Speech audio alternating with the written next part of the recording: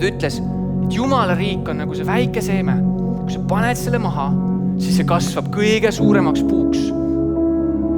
Ja teistpidi ta ütles, et kui meil oleks usku otse kui nii palju, nagu on see sinepivakene, siis mida me iganes paluks, võiksime isegi mägesid teisele tõsta.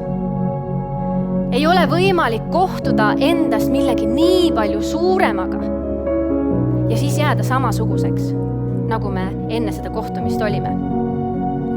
Samamoodi on maa ja taeva loojaga, kes on nii suur, et me isegi ei oska seda sõnadesse panna ja me isegi ei hooma ära, kui suur ta on.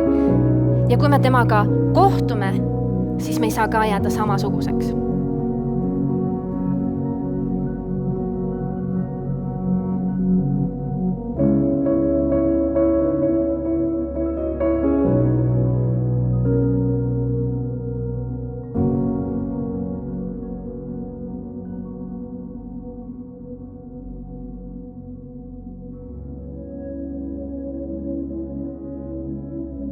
Aga sa oled täna siin sellepärast, et Jumal on sinu elu jaoks plaan.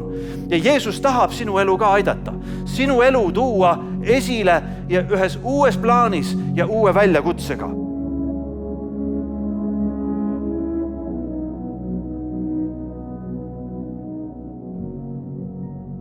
Sest tead, sinu sees on püha vaimuvägi. Kui sa tunned Jeesust isiklikult, siis sinu sees on püha vaimuvägi, mis läkitab ja varustab sind andma tunnistust, kus iganes sa oled.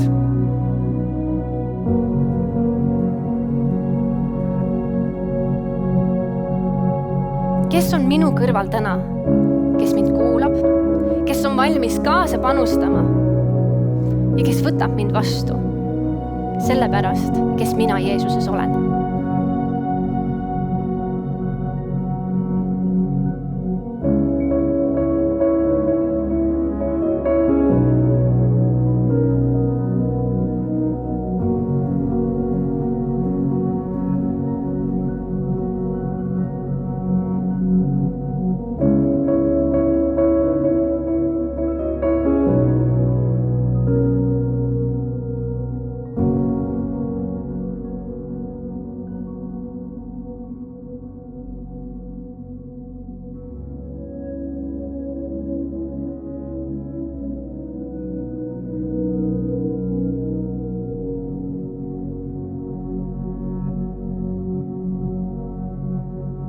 Kas sinu elus on võimalus alustada uuelt kohalt, mitte elada nagu kaksik elu, võtta vastu täiega see pääste, mille Jumal pakub füüsilises elus, vaimulikus elus, sotsiaalses elus, elad ühte terviklikku elu, ühte ainust elu, ühe ainsa issanda Jumalaga.